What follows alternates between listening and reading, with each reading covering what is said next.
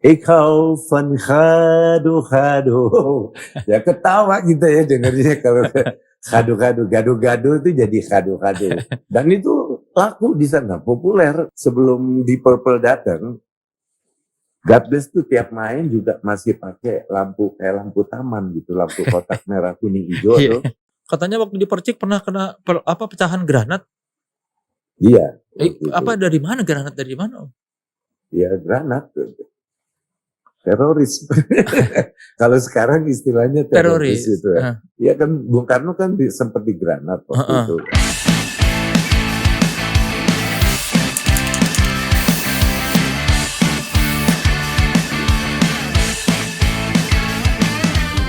Halo teman sekelas, saya Soleh Solihun. Selamat datang di Podcast Naik Kelas Season 3. Podcastnya mereka yang terus berkarya namun tetap otentik. Alhamdulillah ya, udah 3 tahun aja saya dipercaya sebagai ketua kelas podcastnya Authenticity ini. Authenticity. Udah lama gak ngomong gitu, jadi kagok ya. Semoga belum pada bosan ya menanti kehadiran podcast Naik Kelas. Dan di tahun ketiga ini, obrolannya bakal lebih manis. Karena kita akan bernostalgia bersama para bintang tamu yang gak kalah seru dengan season sebelumnya. Bakal ada challenge juga buat para bintang tamu untuk memperlihatkan talent tersembunyi mereka dan membuktikan seberapa maksimal mereka dapat melakukannya. Nah, bintang tamu episode kali ini seorang musisi legendaris, seorang musisi yang kalau kita mendengar suaranya saja sudah terasa getaran wibawanya. Seorang musisi yang meskipun usianya sudah 76 tahun masih keren, masih memakai skinny jeans. Inilah dia, beri sambutan yang meriah untuk Ahmad Albar alias Om Ye.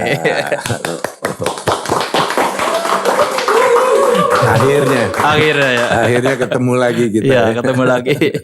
Om, saya beberapa waktu lalu nonton podcast Om Ye sama Bang Haji. Kata Bang Haji, rocker itu brengsek. Nah, tapi Om Ye nggak menjawab atau juga tidak menolak. Jadi yang pengen saya tahu, Ahmad Albar itu rocker yang sebrengsek apa? Sebetulnya sih nggak begitu ya. Artinya saya waktu itu sempat jawab beda-beda tipis. Dangdut sama rocker itu beda-beda tipis. Tapi itu dulu. Saya rasa artinya kalau kita lihat ya pada tahun 70-an apa itu musik-musik rock itu masih belum bisa diterima menengah ke atas artinya. Begitu juga dangdut. Itu awal-awal dangdut pada tahun 70-an Oma juga masih belum sebelum lagu Begadang artinya ya yang meledak dari Rhoma Irama. Itu juga dangdut juga masih juga kelasnya menengah ke bawah. Jadi kita paling God Bless itu tahun-tahun 73 74 itu kalau main di Taman Ria, Monas apa. Nah, kelasnya kan beda dengan pop, jazz apa gitu yang mereka itu penggemarnya itu katakanlah menengah ke atas sudah di kafe-kafe ya. Ya beda, artinya penontonnya memang lebih urakan rock dan dangdut pada waktu itu. Karena mereka anggap identik dengan minuman keras segala ya, terus apa yang nonton itu pada berantem. Tapi sekarang ini beda, lain ya. Setelah tahun-tahun 90-an atau 80-an ke atas itu dangdut sudah bisa masuk ke elit ya, dan juga musik rock juga udah tampil beda karena udah banyak grup-grup luar ya yang nonton juga. Bayangkan sampai gubernur ya, gubernur Jogja, terus Bapak Presiden kita Pak Jokowi bisa nonton rock itu sekarang. Dulu nggak ada ceritanya pejabat atau nggak usah pejabat lah. Ini apa? Ya masyarakat penggemar musik yang kelas menengah ke atas saja itu mereka takut kalau nonton rock sama dangdut. Karena mainnya ya di lapangan bagiannya ya. kebagiannya di lapangan, stadium, terus udah gitu ya sering gratis, penontonnya jadi nggak jelas. Nah, kalau salah-salah keamanan ya berarti selalu ada keributan apa, dan kadangkala juga ada beberapa oknum yang memanfaatkan untuk keributan itu. Jadi mereka bisa soalnya campur itu, nggak preman, nggak tukang copet, nggak apa pada waktu itu ya begitulah.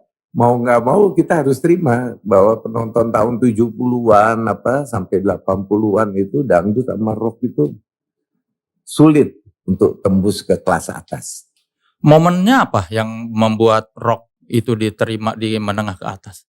Ya karena kita memang rock sendiri waktu itu belum dapat dukungan dari para label ya, katakan selalu grup-grup rock atau grup dangdut itu dianggap untuk konsumsi menengah ke bawah. Gitu. Dan pada tahun-tahun 75 kita baru mendapat kesempatan ya, nggak rock, misalnya God Bless, dangdutnya ya Roma yang betul-betul artinya pernah membuat suatu revolusi musik dangdut, merombak dangdut itu sampai bisa diterima ke elit. Dan God Bless juga berusaha untuk tidak didikte dalam album pertama pun kita udah memainkan rock. Kita berusaha mencoba artinya membuat musik rock Indonesia. Itu yang kita usaha keras waktu itu. Ini kan album pertama tuh. Ya, yang Huma di atas bukit. Huma di atas bukit, walaupun ada beberapa lagu yang masih kita pertimbangkan ya agak melankolis. Tapi ya juga nggak terlalu didikte, artinya lagu yang mendayu-dayu gitu. Nah itu kita nggak mau. Jadi kita berusaha untuk ya tantangannya berat memang, butuh proses ya. Banyak nganggur kita nggak kebagian main-main di tempat yang elit. Bagiannya Taman Ria dulu, iya kan beda. Penonton Taman Ria di Monas itu dulu. Katakan kalau band-band rock atau dangdut ya pasti bagiannya ke situ. Nggak masuk ke nightclub. Nggak masuk ke nightclub, nggak masuk ke kafe-kafe, hotel-hotel mewah itu nggak bisa. Dan kita memang juga belum dapat kesempatan untuk bikin album pada waktu itu. Katakan seperti grup rock yang kita kenal dulu sebelum God Bless ya, ada Aka, ada Rollies apa. Tapi mereka masih juga diarahkan sama produser waktu itu. Jadi mereka nggak mau yang keras-keras. Makanya Aka di panggung dengan Aka di album berbeda gitu ya. Liriknya juga gitu. Semuanya diatur sama ya produser waktu itu lebih mementingkan komersial ya, penjualan artinya buat mereka itu ya yang penting laku gitu. Jadi kalau musik keras terus belum bisa diterima gitu sama mereka. Kita sendiri God Bless dari tahun 73 sampai tahun 75 itu baru mendapat kesempatan rekaman. Nah, kita bekerja sama dengan Pramakua waktu itu. Prambors dan Aquarius. Mereka kerjasama, lahirlah album Huma di atas bukit itu. Yang bikin God Bless idealis dan bertahan dengan tidak mau diatur dengan label apa, Om? Ya untungnya kita dapat seperti Aquarius dan Prambors, mereka betul-betul membebaskan kita. Mereka nggak berusaha mengatur kita juga, dan kalau kita diatur pun ya pasti kita mundur gitu. Nah kita berusaha tetap, walaupun artinya ada pertimbangan dari kita sendiri untuk memikirkan segi komersilnya ada, harus itu. dengan lagu-lagu yang balad, ya misalnya balada-balada kayak Huma di Atas Bukit pada album pertama, terus ya begitu lanjutannya gitu. Yang bikin God Bless setia pada idealisme itu apa maksudnya? Tidak tergiur melihat popularitas atau keuntungan finansial yang band-band lain rasakan? Ya karena kita konsisten, sepakat kita main musik, apa yang kita bawakan di panggung ya kira-kira begitu. Jadi kita pilih lagu pun juga agak selektif. Awalnya kita memang belum punya album, jadi kita belum punya materi yang cukup untuk membawakan show-show dengan lagu sendiri ya. Paling cuma 1-2 buah lagu yang ada yang kita ciptakan. Tapi pada waktu awal tahun 73 itu di Taman Ismail Marzuki, awal God Bless konser di situ itu kita masih membawakan lagu-lagu barat banyak. Yang sebetulnya ya agak nggak plek gitu kita terima, kita aransemen lagi sedikit dengan style God Bless. Misalnya lagunya The Beatles kita bawa Eleanor Rigby, tapi kita rubah lagunya Easy Beat juga. Terus banyak lagu Sly and the Family Stone juga yang agak funky kita rubah ya, agak beda dari aslinya. Tapi kita berusaha dengan sound God Bless. Om Ye ini kan sudah Duo Kribo, God Bless, sempat Gong 2000. Di antara ketiga itu perbedaannya apa? Ahmad Albar di Duo Kribo, Ahmad Albar di Gong 2000, sama Ahmad Albar di God Bless. Ya gimana ya? Kalau God Bless saya lihat sih dia agak progressive rock gitu ya arahnya. Ya kita tetap berusaha keras mencari warna God Bless dan kita mempertahankan itu.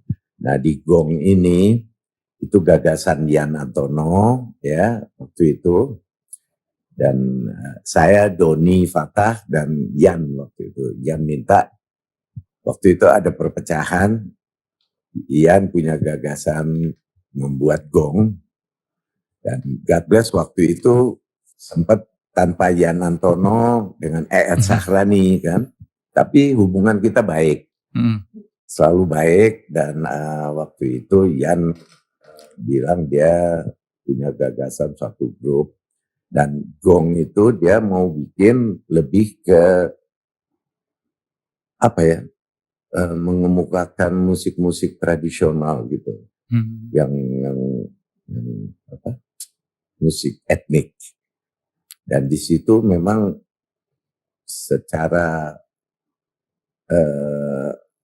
ya, secara kita nggak terasa gitu bahwa Yan tuh memasukkan unsur-unsur Bali, Jawanya ada, Sundanya juga ada ya, ada kesan-kesan gitu.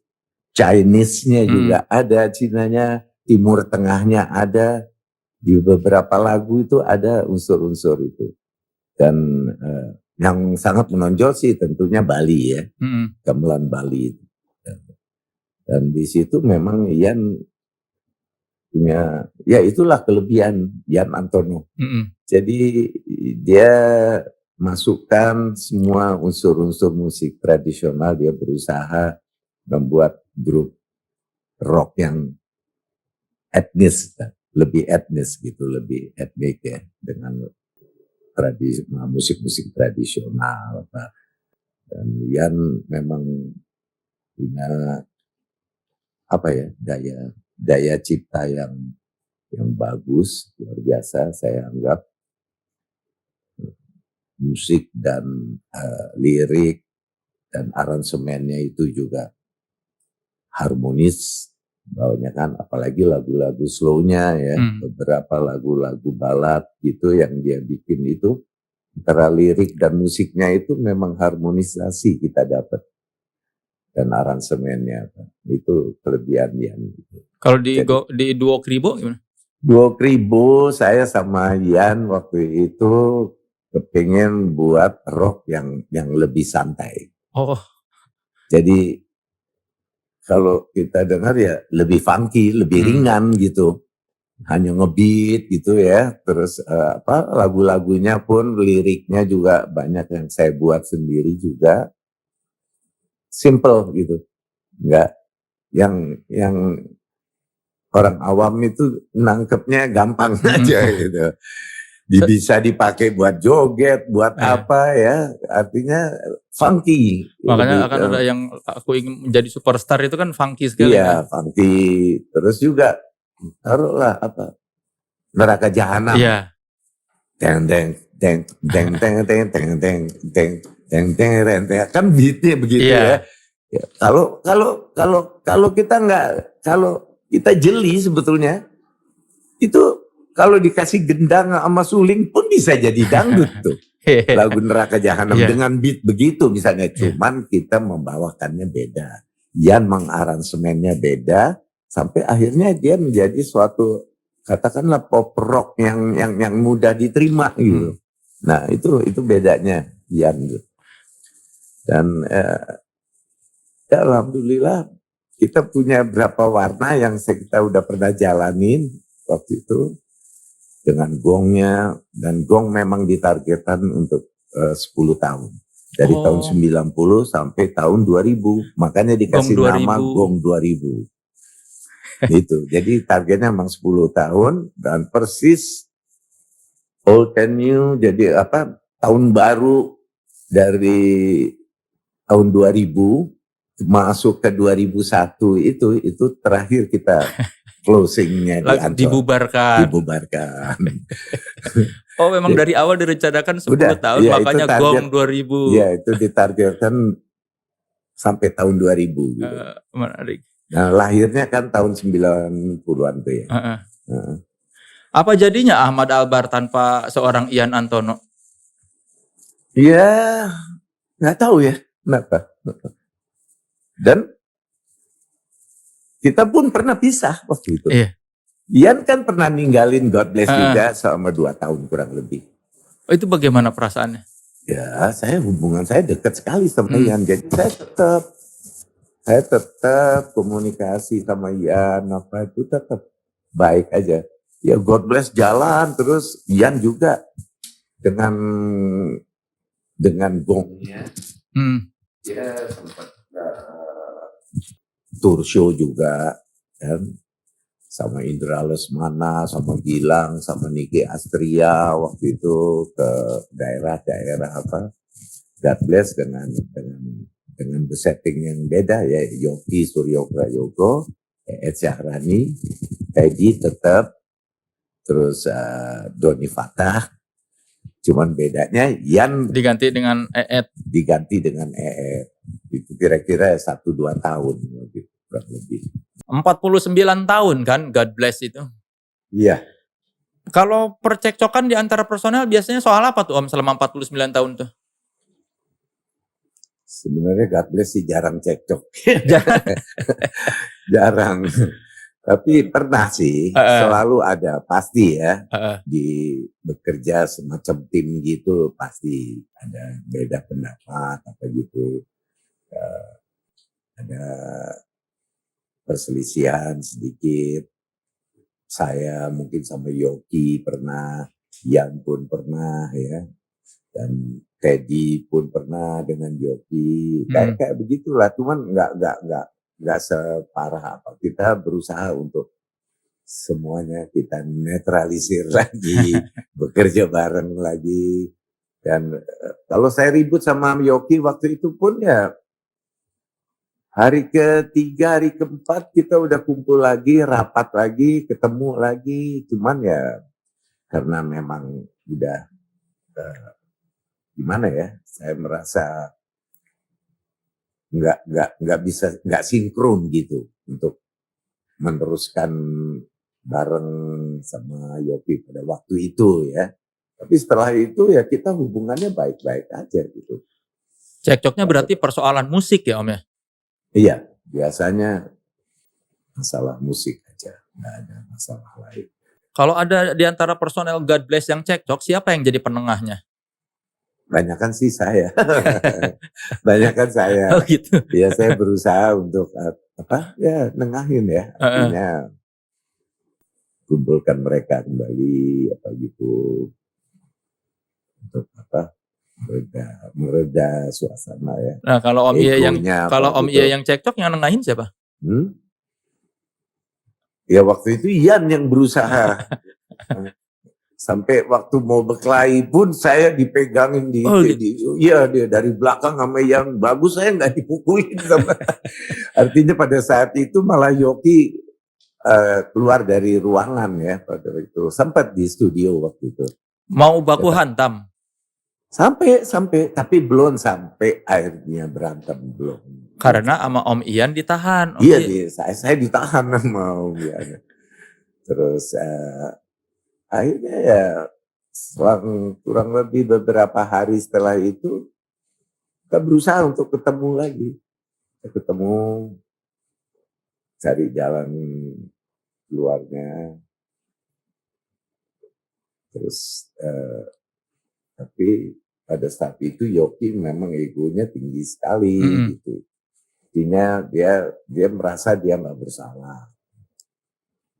Masing-masing punya salah lah. Iya. Tapi ya kalau memang salah, ya, maksud saya ya akuin aja. Kayak saya bersalah waktu itu, ada kesalahan kecil. Ya udah, harusnya kan clear ya. Bikin clear. Supaya kita bisa kerja bareng lagi. Nah, Yoki egonya lebih keras waktu itu, dia merasa dia nggak bersalah. Ya udah, akhirnya kita nggak sempat menyelesaikan album itu. Itu album yang mana? Waduh, itu albumnya sendiri nggak sempat beredar. Oh, nggak sempat beredar? Nggak, cuman akhirnya sama Lock itu dibikin single. Jadi ada beberapa lagu yang udah isi vokal semua, lagu instrumen juga udah banyak masuk. Lalu dia berusaha untuk mixing, dia jadikan single. Ini di era setelah Cermin, sebelum Semut Hitam berarti? Sesudah Semut Hitam. Oh, itu sebelum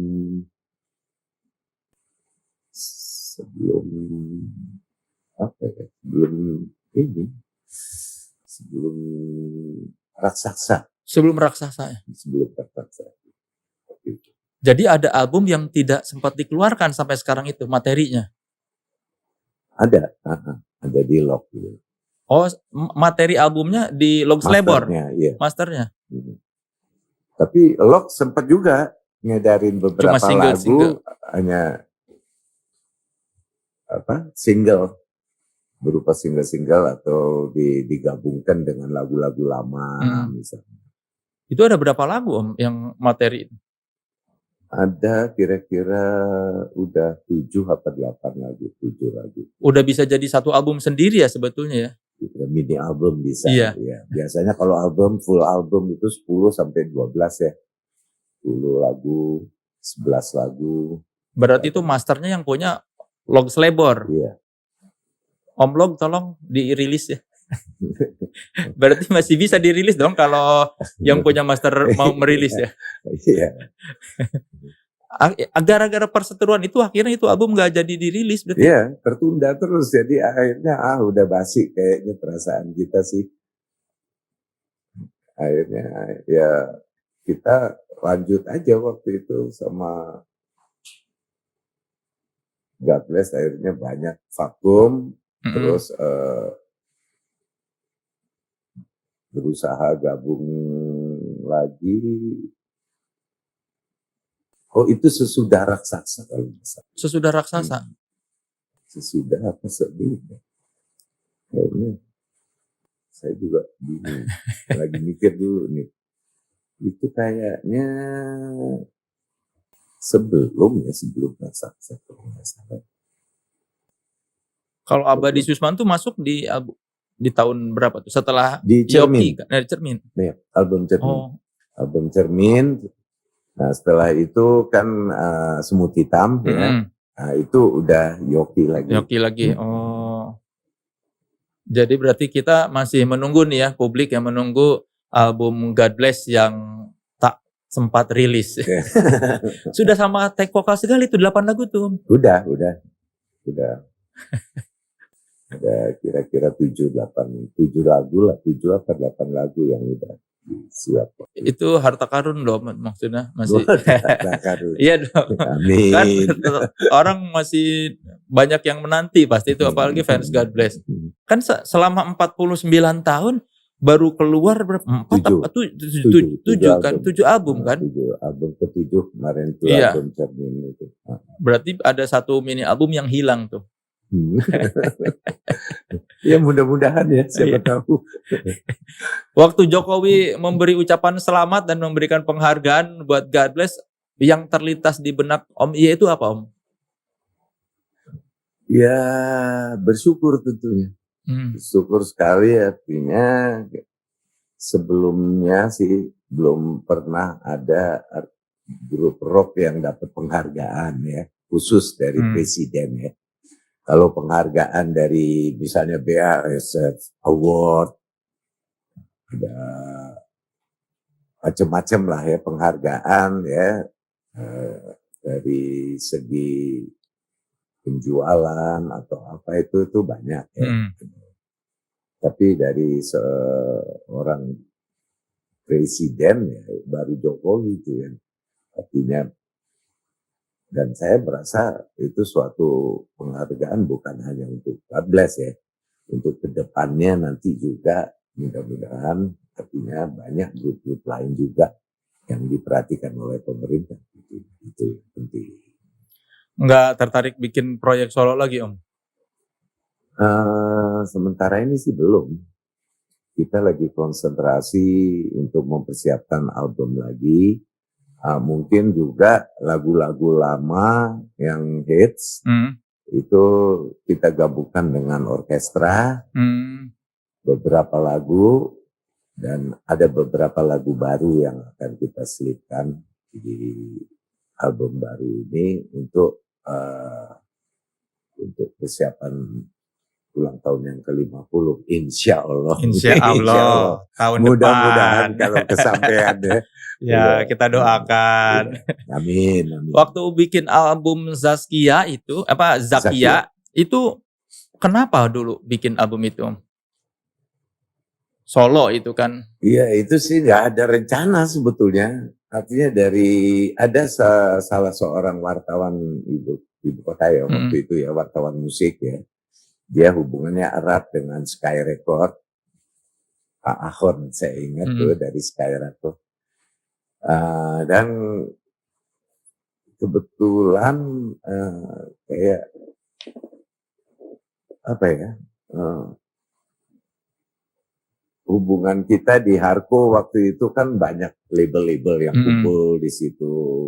Nah, mereka akhirnya saya ketemu dengan salah satu wartawan itu, dia mungkin menanyakan pada Pak Ahon, kenapa nggak bikin Ahmad Albar supaya bikin dangdut seperti Oma Irama katanya, kayak gitu. Saya bilang, wah nggak mungkin tuh, saya bilang.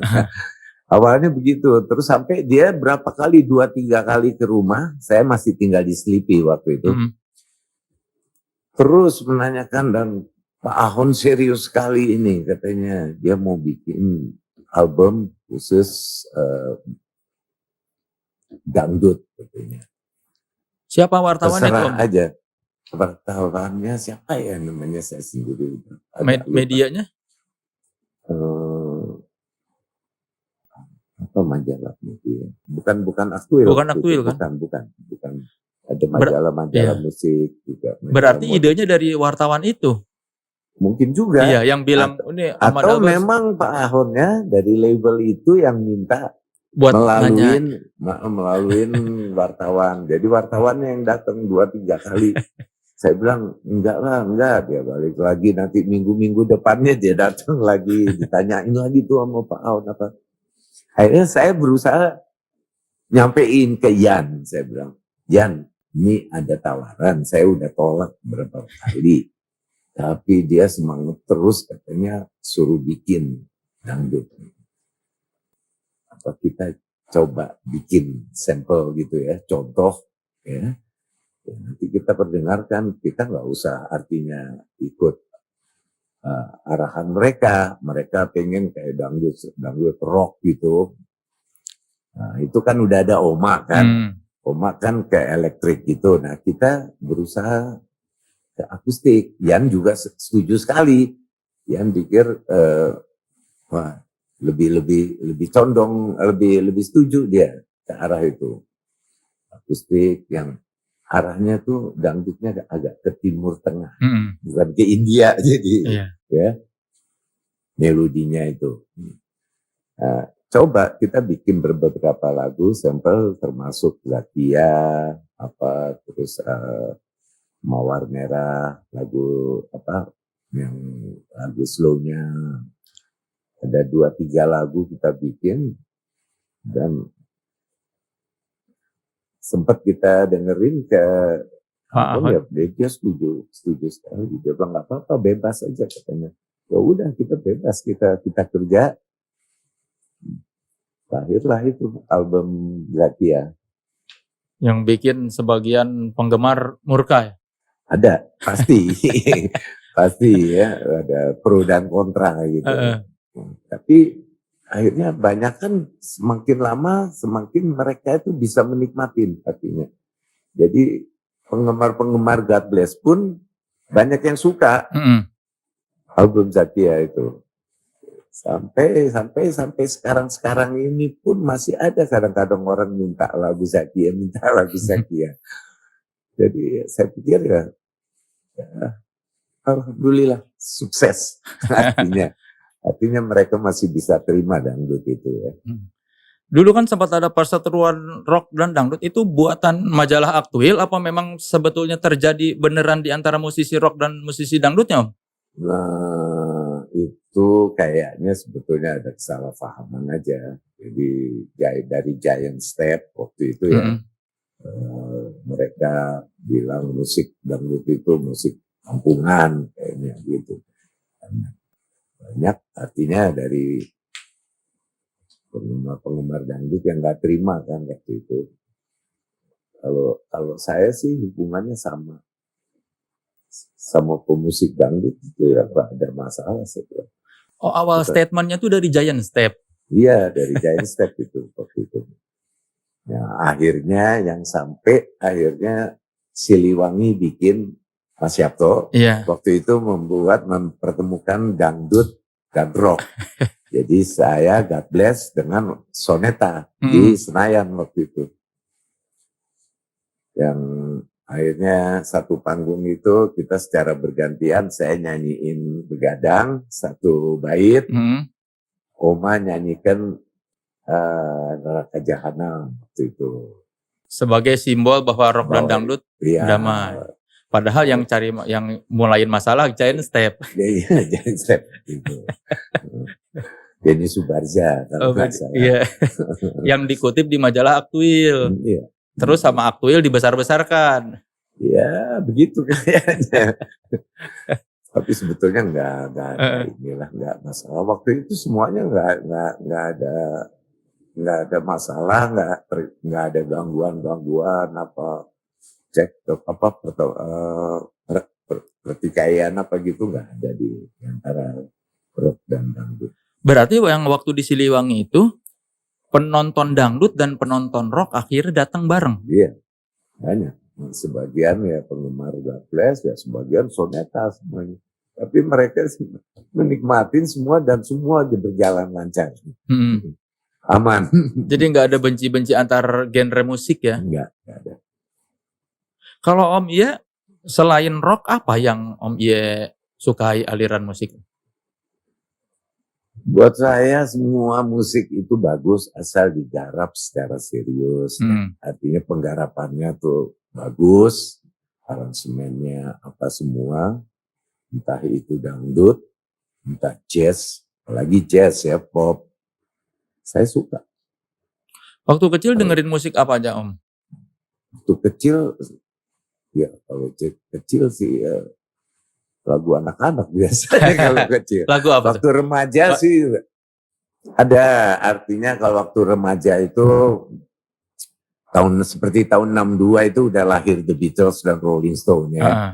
Nah, dia membuat suatu revolusi besar ya dari musik rock yang semuanya akhirnya Cliff Richard, Elvis Presley, apa siapa semua penyanyi-penyanyi rock semua dihajar habis sama Beatles ya. Dan Rolling Nah, Stones. iya.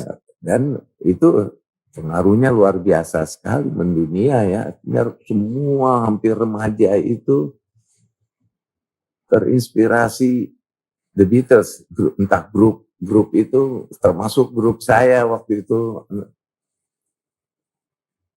termasuk Kus Plus yang waktu itu sempat masuk penjara gara-gara mainkan lagu The Beatles juga. Ya zamannya Bung Karno tuh.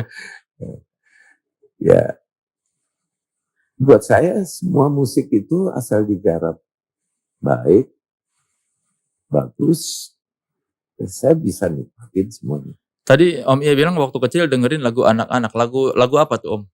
Ya mungkin Bintang Kecil juga. Cuman Bintang Kecil itu kalau dulu bintang kecil di langit yang tinggi, bukan di langit yang biru. Oh gitu. Terus liriknya gimana? Itu liriknya tuh begitu dulu. Jadi zaman saya tuh bintang kecil di langit yang tinggi.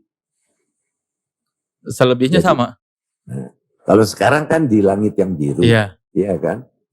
Nah itu saya nggak tahu yang mana yang benar. Soalnya kalau kita lihat bintang malam kan gelap. Udah nggak ada biru-birunya itu langit sebetulnya ya. Tapi dibilang langit yang tinggi juga ya langit emang tinggi gitu. Ya. Jadi yang mana yang benar saya nggak tahu. Tapi ada perubahan kan. Sekarang kan di langit yang biru. Waktu zaman saya di SD dulu saya nyanyi di langit yang tinggi. Karena kita lihat bintang malam itu gelap ya nggak ada biru. Kalau lagu yang Om Ie paling inget yang apa dari masa kecil apa? Yang membangkitkan memori masa kecil? Apa ya? Banyak lah, banyak saya rasa lagu-lagu anak-anak sih. Kayak Potong Bebek Angsa lah, ini lah. Itu ya nyanyian anak-anak SD pastinya. Nah karena saya lingkungannya di Agustinus itu, sekolahan Agustinus, waktu di SD itu bebas. Jadi mau nyanyi lagu sekolahan, nyanyi anak-anak, mau nyanyi lagu dangdut pun nggak apa-apa di situ. Sama gurunya, itu aneh. Om Ie nyanyi lagu dangdut? Sempet juga lagu saya udah nggak inget tuh lagu namanya apa. Liriknya masih apa? Nyanyiannya coba, nadanya kayak gimana? Aduh, apa ya dulu ya? Ya itu udah 60 tahun lebih ya. Nggak inget lagi saya tuh. Nah, sempet sih waktu itu saya di Cikini, waktu baru masuk, saya dipanggil sama guru suruh nyanyi di depan kelas kan giliran gitu. Itu saya nyanyiin lagu dangdut.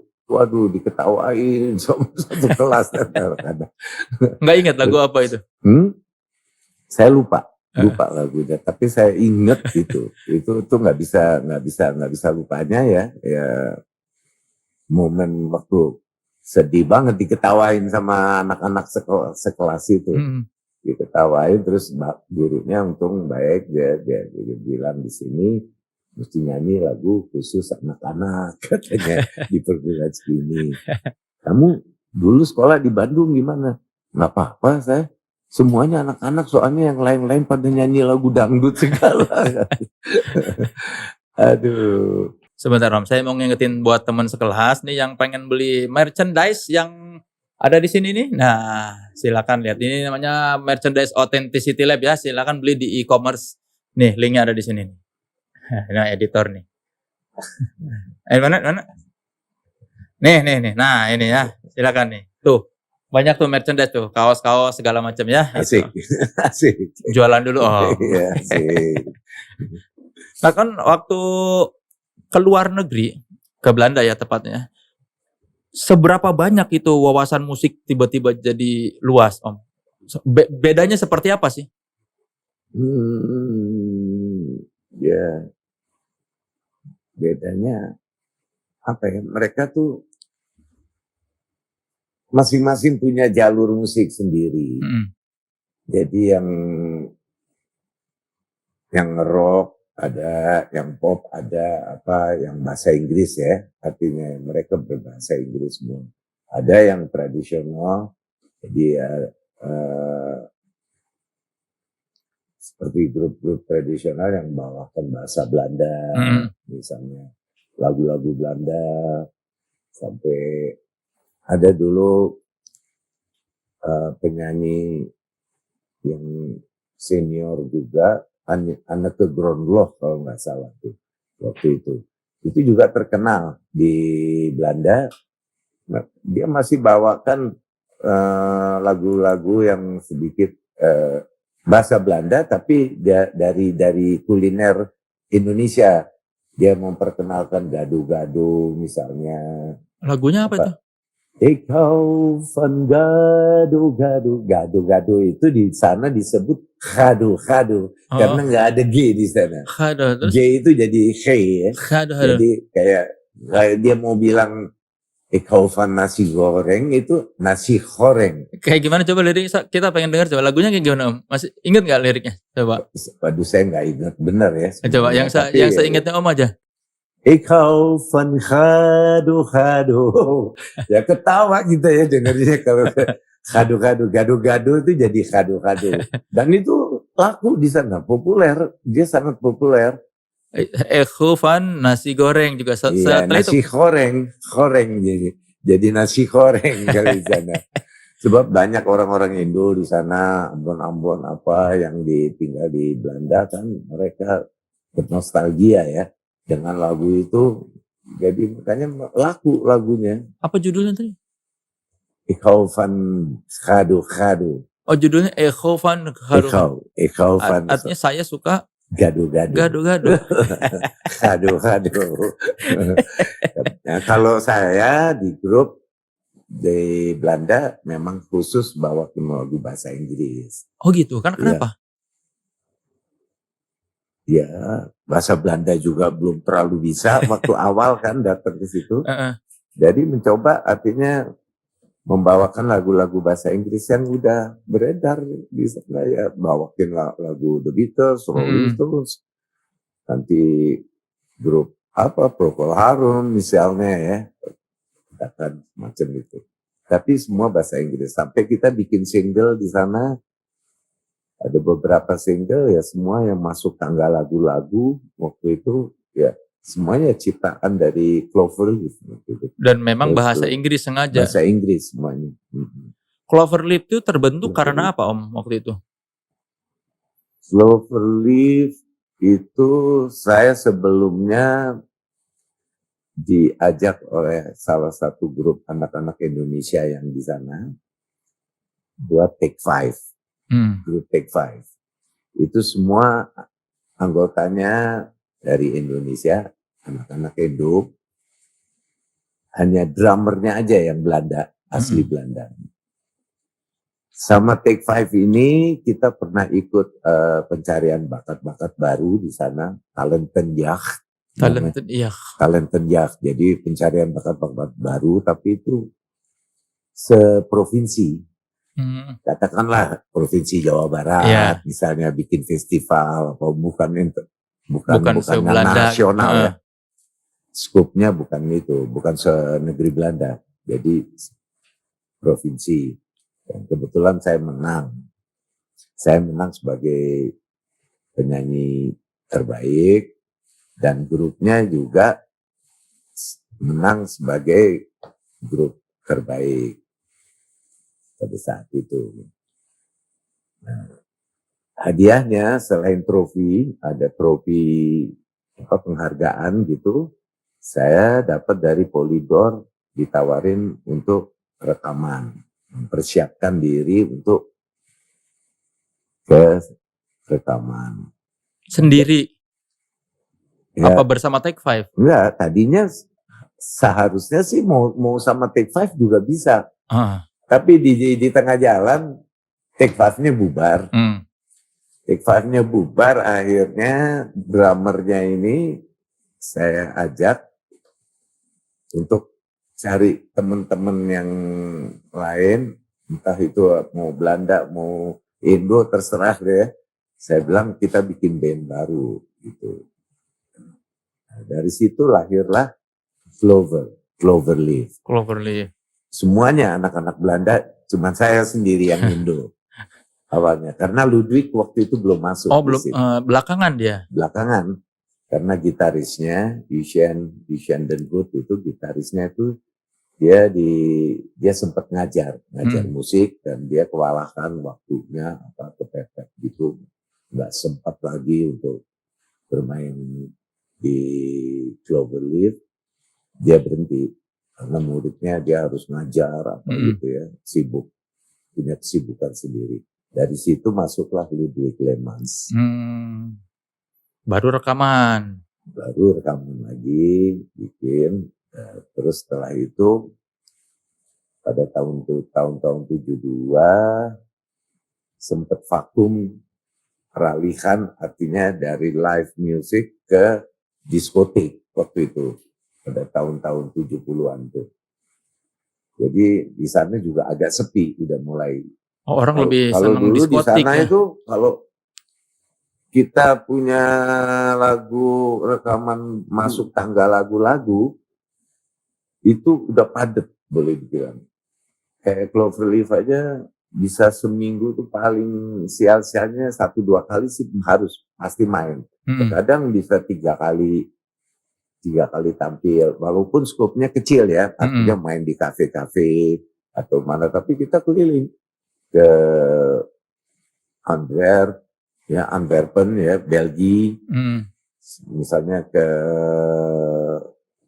Prancis Selatan, kita sempat, terus ke Luxembourg, ya keliling aja daerah dekat-dekat situ, tetangga-tetangga, negara tetangga apa gitu. Dan di Belandanya sendiri juga banyak kerjaan, jadi padat sekali.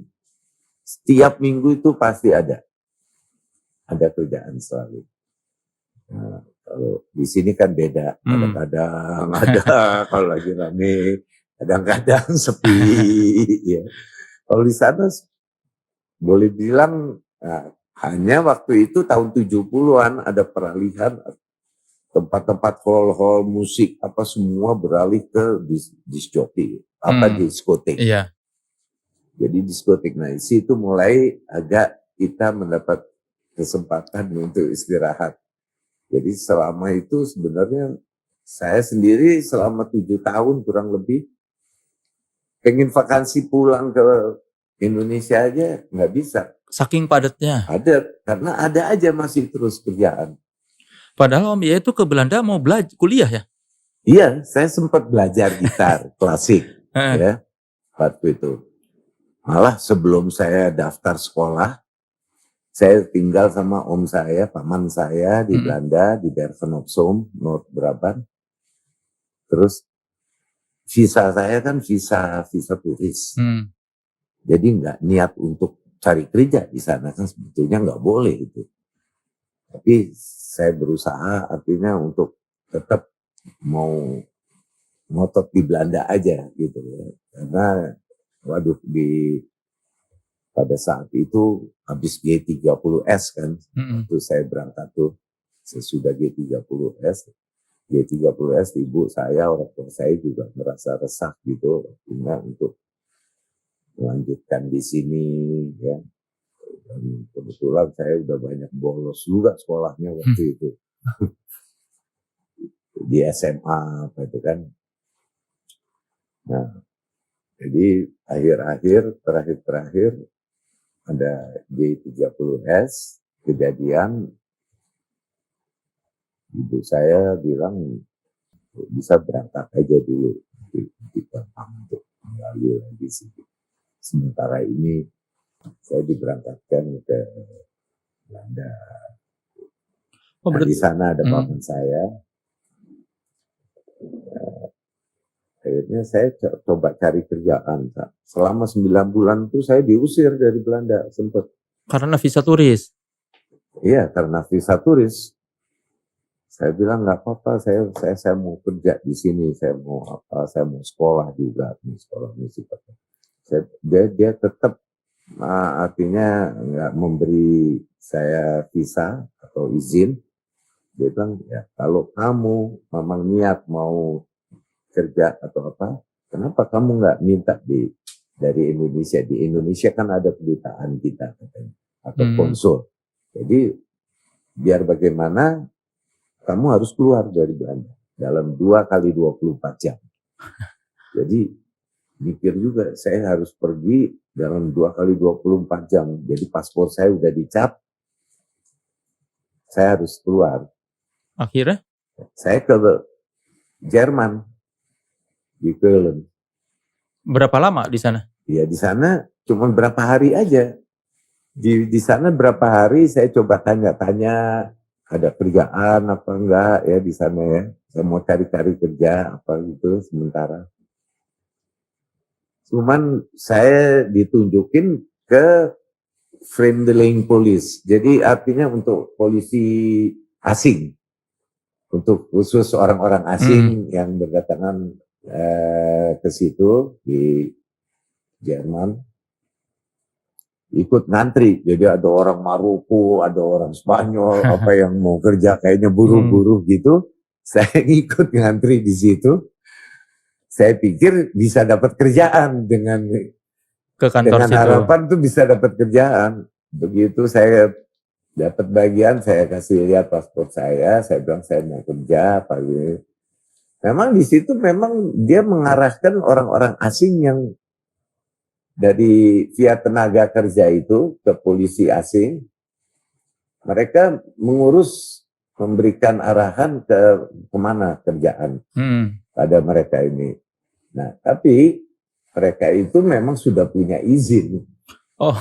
Dari negaranya itu, imigrasi misalnya. Iya, udah ada visa kerjanya. Visa kerjanya udah ada. Apabila saya kan nggak punya. Jadi begitu polisinya lihat paspor saya, apa kamu mau cari kerja apa? Ya saya bilang kerja apa? Nggak bisa gitu, dicap lagi 2 kali 24 jam saya harus keluar. Saya akhirnya ke Belgia, Antwerpen. Nah di situ saya dapat berapa hari lagi ya kira-kira mungkin seminggu lah di Jerman. Sampai saya daftar itu saya diusir lagi. Saya harus keluar. Saya ke Antwerpen, Belgia. Nah, Belgia itu nggak terlalu jauh dengan tempat paman saya tinggal. Itu perbatasan antara Bergen-op-Zoom dan kota Antwerpen itu nggak terlalu jauh, setengah jam aja udah bisa ke Antwerp, udah Belgia itu. Di Belgia berapa lama? Nah di Belgia saya tinggal di hotel, cari hotel-hotel yang murah-murah gitu. Terus saya tinggal di situ kira-kira 8 hari atau 10 hari lah kira-kira. Tapi saya telepon paman saya, apa saya bisa masuk diam-diam karena kalau melalui jalan darat atau kereta api ketahuan di imigrasi ya. Kereta api kadang-kadang ada pemeriksaan, tapi kadang-kadang nggak ada kereta. Dan jalan darat enggak. Kalau nggak dicurigain, orang bisa keluar masuk aja. Kalau nggak dia curiga, dia nggak tanya. Kecuali ada yang mencurigakan gitu, baru dia tanya paspor saya apa gitu. Jadi saya bisa keluar masuk dari situ. Naik kereta pun bisa. Kalau ada misalnya nanti ada pemeriksaan imigrasi apa gitu, kita buru-buru ngumpet di toilet gitu sebentar. Sampai konduktornya lewat apa gitu, baru saya keluar lagi. Sampai akhirnya saya masuk lagi ke Bergen-op-Zoom. Saya balik lagi ke Belanda secara gelap. Diam-diam. Sambil paman saya tuh ngurus izin saya itu. Visa kerja. Visa, iya untuk visa kerjanya. 9 bulan itu baru saya dapat. 9 bulan jadi 9 imigran bulan, gelap. Nah, saya jadi jadi pekerja gelap. Saya diajak paman saya juga kerja, Apa? tapi gelap. Kerja apa? Ya di situ bantuin paman saya. Dia ngelas, apa segala, bikin pabrik, apa segala macam kerjaannya. Construction worker gitu ya berarti? Iya. Oh. Kerja kasar aja. Nggak apa-apa saya pikir. Terus sambil saya daftarin sekolah musik waktu itu, ngambil gitar klasik. Udah bagus sebenarnya, gurunya tuh udah, waduh seneng benar sama saya katanya. Saya termasuk musik yang berbakat, pemusik yang berbakat tadi. Tapi baru aja selama berapa ya, 6-7 bulan gitu baru saya sempat belajar. Nah, itulah saya ikut festival, saya menang, terus dapat ini, akhirnya keteter ini sekolahnya. Gitarnya. Ya, jadi berhenti, udah mulai ngamen lagi. Ikut festival tuh setelah dapat visa kerja. Udah. Karena berani keluar. Berani, udah mulai. Berarti 9 bulan sempat jadi tukang bangunan ya? Iya, saya sempat kerja di tempat bangunan baja, pabrik baja lagi. Tapi saya kebagian yang enteng. Karena di sana saya lihat orangnya gede-gede yang ngangkat besi cor-coran tuh baja. Ya nggak sanggup lah pasti. Iya, Omnya apa? Yang enteng-enteng kayak gimana? Di mesin. Jadi mencetak tanah itu, karena untuk pencetakan misalnya buat apa gitu, nah di situ ada tanahnya khusus, tanah merah gitu. Jadi mencet aja, cuma nggak mencet mesin, cetak. Itu saya sempat jalanin tuh 1-2 bulan. Nanti berarti kerja itu kan bukan kerja ini ya, tetap ya. Jadi kerja sementara, kerja borongan ceritanya. Kayak bangun apa. Paman saya juga kerjanya begitu.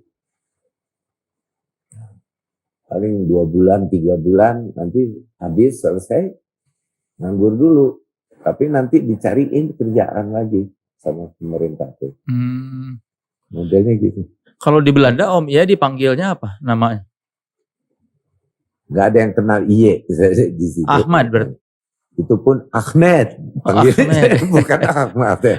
Jadi kalau orang sana saya bilang Ahmad, oh Ahmed. Ahmed panggilnya Ahmed. Kalau bakat bernyanyi itu kapan nyadarnya Om? Saya punya bakat nih. Enggak, otodidak aja. Saya belum pernah belajar nyanyi juga. Belum pernah. Berarti nyanyi secara profesional tuh di Take 5 itu yang festival? Di festival itu mulai. Di Indonesia belum sebelumnya? Tapi belum profesional di Take 5 juga. Di Indonesia pun belum pernah ya ikut gitu-gitu ya? Di Indonesia? Di Indonesia sebelum itu saya bergabung dengan Warta Nada. Grup Salanti Bersaudara itu yaitu Titi Kadarsi, Toto Sarjan, sama keluarganya, gitarisnya apa gitu. Itu di Kebayoran waktu itu saya tinggal. Mereka tinggal di Singamangaraja, markasnya di situ, Warta Nada. Bersama Salanti Bersaudara, jadi Titi Kadarsi penyanyinya kan. Terus Yanti, saudaranya. Kalau Yamang gitarisnya kakaknya Titi Kadarsi, drummer Toto itu adiknya Titi. Keluarga Kadarsi. Ya kita bawain lagu-lagu The Beatles, Cliff Richard juga. Gimana Om bisa gabung di situ? Ya saya tinggal di Blok M waktu itu, ya, di daerah situ dan sekolah di situ juga di SMA 11 di Bulungan. Sempat di situ di Bulungan. SMA-nya saya di situ di Bulungan. Yang sekarang 11 nggak ada, udah digabung kan jadi berapa SMA 27 apa berapa ya? Yang Bulungan sekarang dulu ada yang tawuran terus itu. Iya. Di Bulungan. Oh jadi gara-gara di situ kenal sama Titi Kadarsi terus diajakin? Iya, Yamang Toto bermain drumnya gitu kan, kenal, bikin band nama Yudo Salmon, Mm-mm. yang Bapaknya Indra ya? iya Yudo bapaknya. Waktu saya berangkat itu Yudo belum nikah sama Titi Kadasi itu. Oh. Waktu saya berangkat tahun 65 kan. Mm-mm. Kalau Jenderal Kancil tuh gimana tuh ceritanya bisa terlibat di situ, Om Iye? Bisa terlibat itu Usmar Ismail, Mm-mm. ya itu dari Perfini kan. Mm-mm. Nah, bapaknya Mia, adik saya, Camelia Malik, Yeah. itu Jamaluddin Malik yang punya Persari pada waktu itu. Mereka ini kan akrab, Pak Jamal sama Pak Usmar. Pak Usmar Ismail. Jadi Pak Usmar Ismail punya skrip waktu itu, punya cerita tentang film anak-anak itu Jenderal Kancil. Dia cari casting, artinya cari pemain. Nah, ayahnya Mia menawarkan saya suruh ikut casting gitu. Karena ini temennya jadi Pak Usmar Ismail ini dia bikin casting di Mampang situ, Perfini kan, studio Perfini itu syutingnya di situ banyak juga. Dan castingnya juga di situ. Saya masih umur berapa tuh? 8 tahun atau 10 tahun. Waktu itu kenapa mau casting? Ya mungkin ya dorongan apa ya, seninya ya seneng gitu sama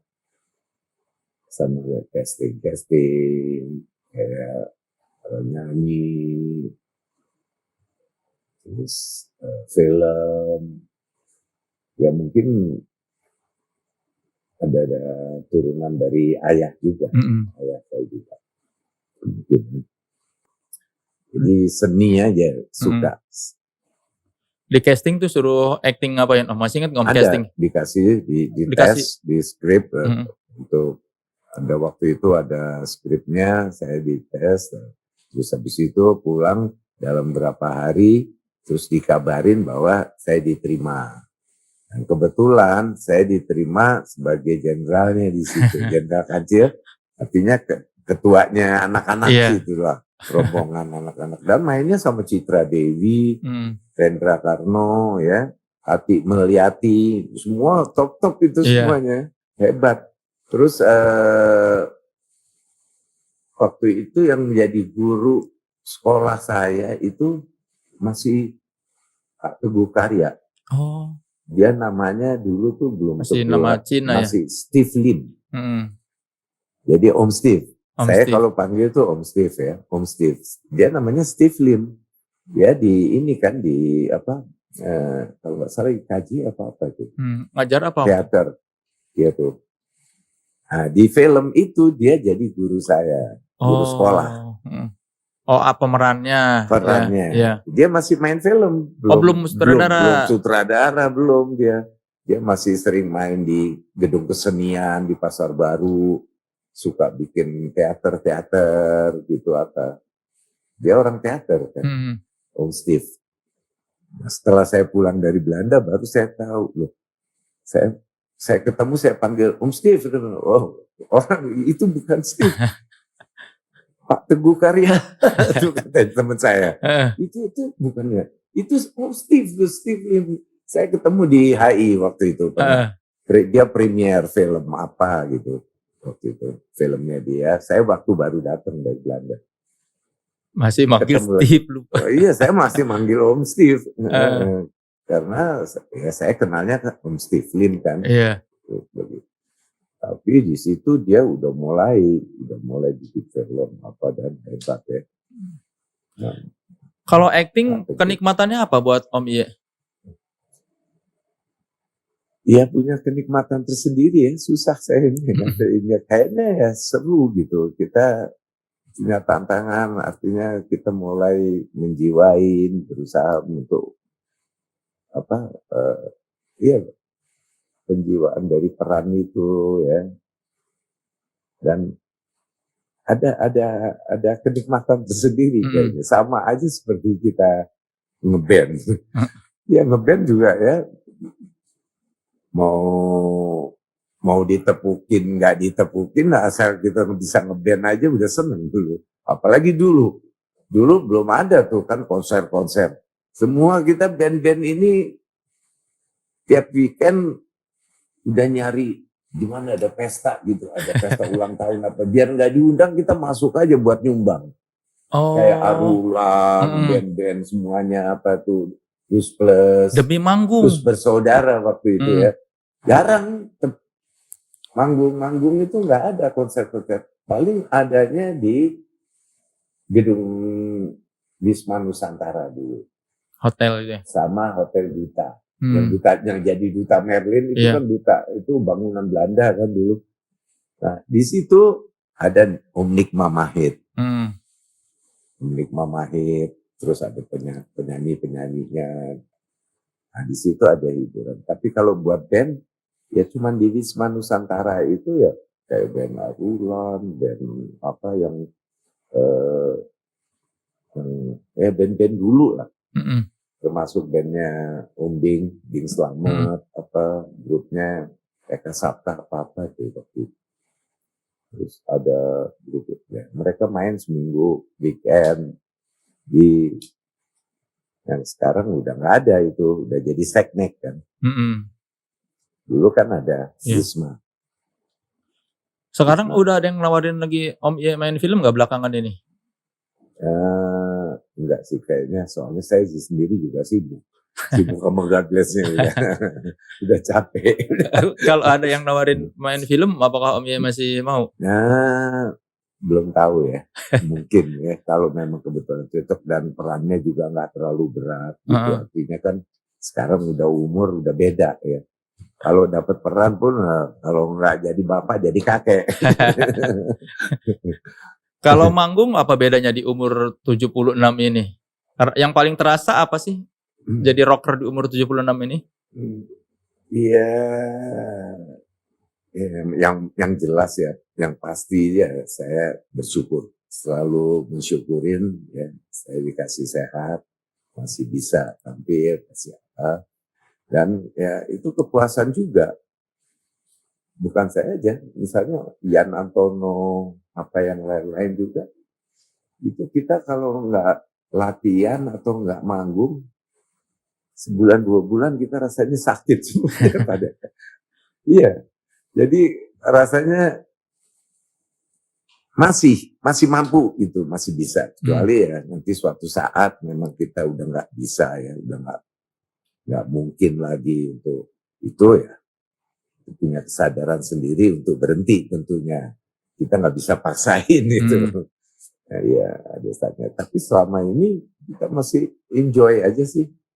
Kita nikmatin semuanya manggung dari kota ke kota, tour apa gitu. Seru aja masih. Selama puluhan tahun manggung itu yang paling manis tuh apa Om yang terasa tuh kenangannya? Ya kenangan banyak saya rasa. Banyak sekali, terutama misalnya contoh apa ya, konser pertama dari God Bless waktu itu pada tahun 73 tanggal 4-5 Mei lahir God Bless, itu show-nya di Taman Ismail Marzuki, masih di teater terbuka kan. Dan ya alhamdulillah itu sold out, itu habis tiket itu 2 hari. Karena ya mungkin ya terima kasih juga buat Aktuil apa gitu, sebelum saya pulang dari negeri Belanda itu sempat mereka muat cerita tentang Cloverleaf. Di Aktuil apa. Jadi orang sini udah ada tahu gitu bahwa ada anak orang Indonesia yang di sana yang bikin grup dan sukses ya. Dari beberapa rekamannya masuk tanggal lagu-lagu semua, Veronica, Hilversum apa ikut, dan ya aktif lah di Belanda. Nah, jadi waktu saya pulang bersama Ludwig itu, nah kebetulan keadaan masih vakum karena peralihan ke DJ, disc jockey, apa dia diskotik apa. Kita niatnya tadinya cuma liburan. Karena di sana lagi sepi manggung. Lagi sepi, kita masih, ini kesempatan nih. Ludwig juga sempat Dia tuh dari kecil besar di Belanda. Oh. Dia masih punya saudara kakak perempuan di Surabaya. Jadi dia kepingin ke Indonesia. Dia belum pernah tahu Indonesia. Dia nggak ingat Indonesia itu kayak apa. Karena masih di bawah umur, masih 3 tahun, 2-3 tahun di bawah Belanda. Nah, Ludwig tuh kepingin sekali kalau ada kesempatan gitu. Kebetulan saya bilang, iya udah ikut saya aja. Kalau gitu. Ini kebetulan lagi sepi nih, Cloverleaf-nya lagi nganggur. Kita berangkat aja untuk 1-2 bulan, katakan kita lihat-lihat Indonesia. Akhirnya urus, kita berangkat berdua. Dan base camp-nya ya di tempat ibu saya, di Tebet, di Jalan Seno waktu itu. Enggak Ludwig, enggak Doni Vata, enggak siapa lagi, Yoki. Waktu itu ngumpulnya di Jalan Seno itu di Tebet. Awalnya ya, awal mulanya. Sampai kita show waktu itu di Taman Ismail Marzuki, sukses. Nah setelah itu saya rasa yang berkesan itu ya Summer 28, Summer 28, yang sempat ribut lempar-lemparan itu karena memang panitia menjanjikan musik semalam suntuk. Jadi sampai pagi, sampai matahari terbit waktu itu janjinya. Nah, itu semua hampir band-band semua, enggak Thunderbirds, The Mercies, terus yang rock, yang jazz, semuanya itu kan tampil di situ main. Rollies juga, band-band Bandung semuanya datang juga main. Cuman Aka yang enggak datang. Sementara waktu itu masih baru jam 3:30-4 pagi. Itu di stop sama habis ceritanya. Karena nggak ada lagi yang mau ya udah nggak ada lagi line up. Ada beberapa grup yang nggak datang, termasuk Aka waktu itu. Mereka kenapa nggak datang? Ya, nggak tahu. Saya nggak tahu itu kenapa alasannya waktu itu. Katanya harus sibuk atau apa. Gitu. 3:30 berhenti. 3:30 itu. 3:30 diberhentiin. Tadinya janjinya sampai matahari terbit, apa semalam suntuk mereka mau bikin kayak stok kecil ceritanya. Tapi di situ God Bless dapat sambutan yang bagus sekali dan kita puas. Itu berkesan sekali. Nah, ditimpukinnya itu setelah selesai orang berhenti semuanya di stop. Ya tahu sendiri lah penonton gratisan gitu. Dia main lempar-lemparan, panggung apa dilemparin. Kita sih udah diamanin. Di belakang ini di bawah panggung tuh ada tempat artis-artis ya, kita di situ aja, kita dengar semuanya. Tapi akhirnya aman, beres. Itu di Interstudio di daerah mana tuh? Arah mau ke kebun binatang ya, Ragunan. Pasar Minggu lah, daerah Pasar Minggu Interstudio itu yang. Oh, Summer 28 itu di situ. Interstudio. Kan luas itu, lapangannya. Nah itu, dan juga yang berkesan waktu kita mendampingin di Purple. Iya, di GBK. Di GBK. Itu satu-satunya grup rock yang datang bawa alat lengkap itu ya baru di Purple. Dan dari situ Indonesia nih betul-betul terbuka gitu. Enggak itu teknisinya, operatornya, rentalnya, lightingnya. Sebelum di Purple datang, God Bless tuh tiap main juga masih pakai lampu kayak lampu taman gitu, lampu kotak merah kuning hijau tuh. Ya yang dari bawah tuh. Yang kalau kita kesorot muka kayak setan gitu kan. Jadi kalau kita disorot baterai aja kan udah kayak serem kan muka. Nah itu dulu gitu kan. Di bawah doang. Di bawah, cuman nggak ada lampu pakai rig. Lampu dari atas gitu kayak sekarang gitu. Itu kan semuanya karena di Purple datang. Yang ngasih contoh. Indonesia itu waktu itu masih tertutup sekali. TV nggak ada orang disensor juga gitu kalau nyanyi. di TVRI dulu. Belum ada RCTI, belum ada semua kan TVRI. Kan tahun 62 juga itu lahirnya TVRI. Iya, iya. Kan?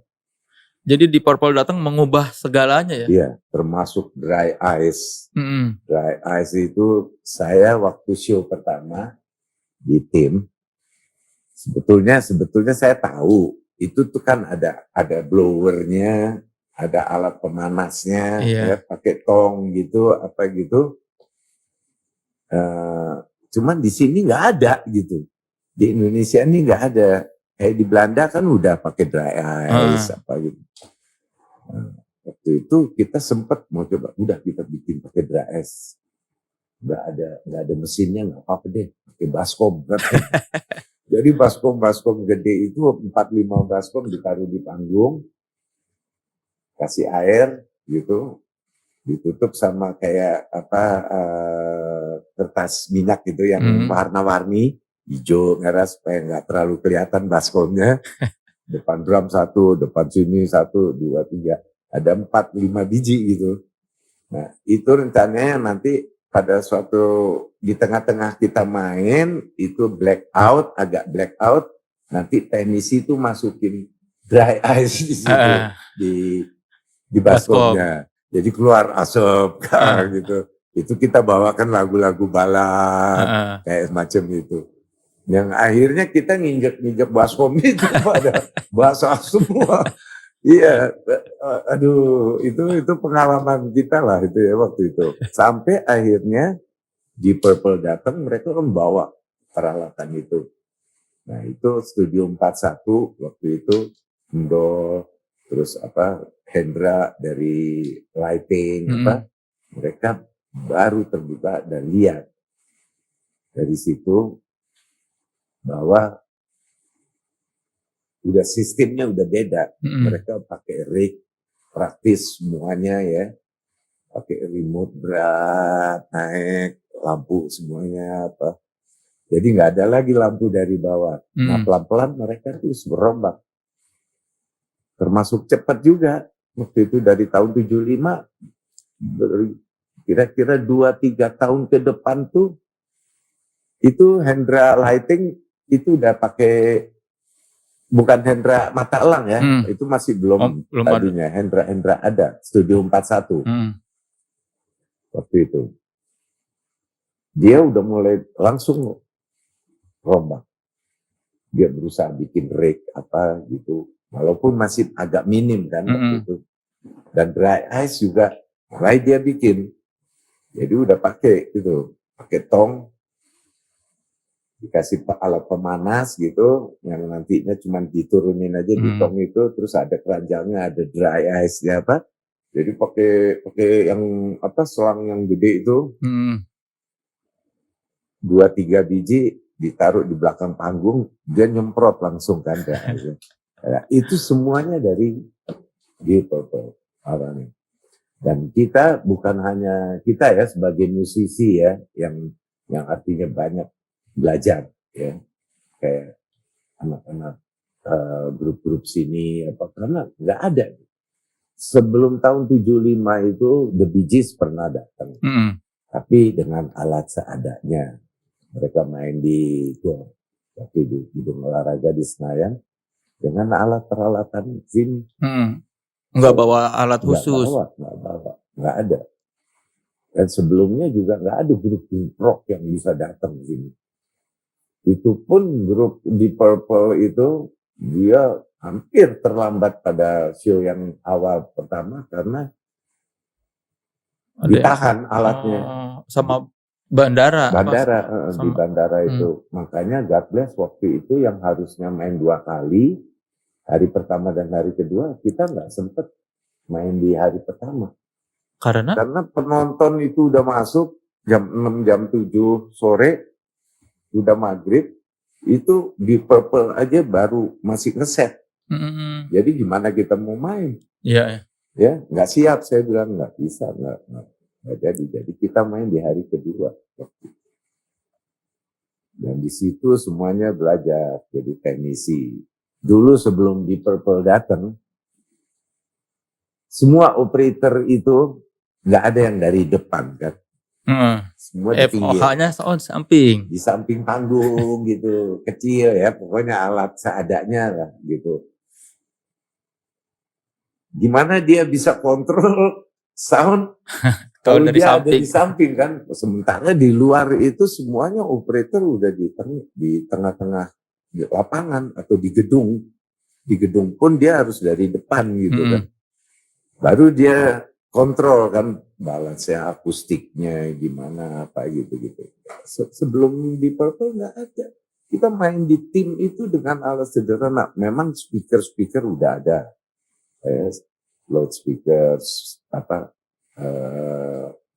mixer udah ada lah di Indonesia.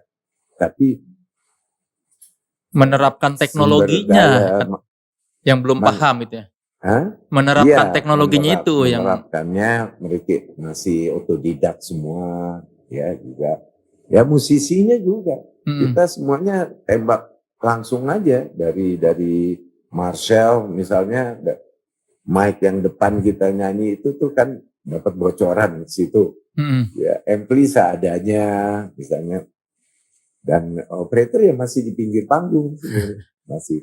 Berarti waktu ngelihat di Purple terkaget-kaget dong, kok ini? Oh iya, banyak yang kaget memang. Iya.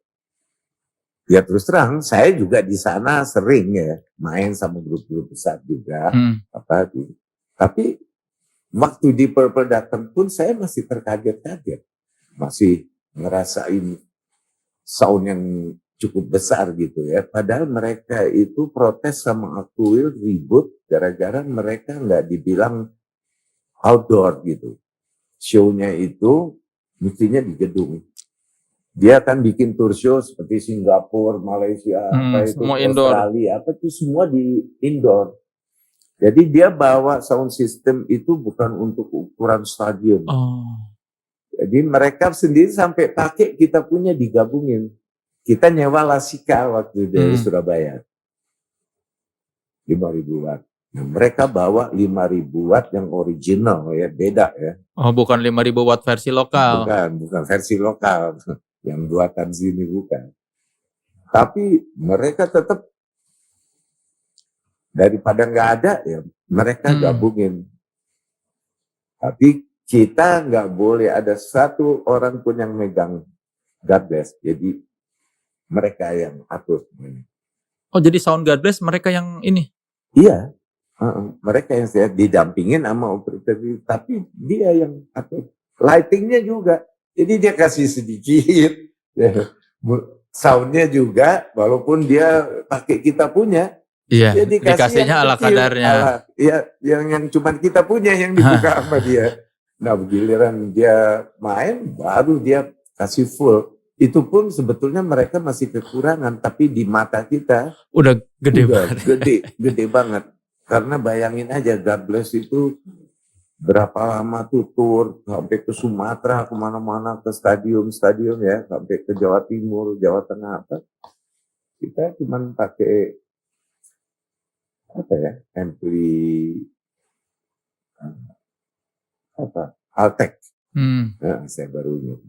Altec itu cuma dua box lah. 2 box gede. Itu penonton yang di stadium di atas di tribun itu masih bisa tepuk tangan kalau dengar kita, bayangin zaman waktu itu. Berapa ribu watt paling itu? Itu nggak sampai 2.000, nggak sampai 3.000. Di bawah 3.000 ya, aja udah merasa paling ya, ini. Paling itu. Dan sayup-sayup itu tapi dia masih bisa terima gitu.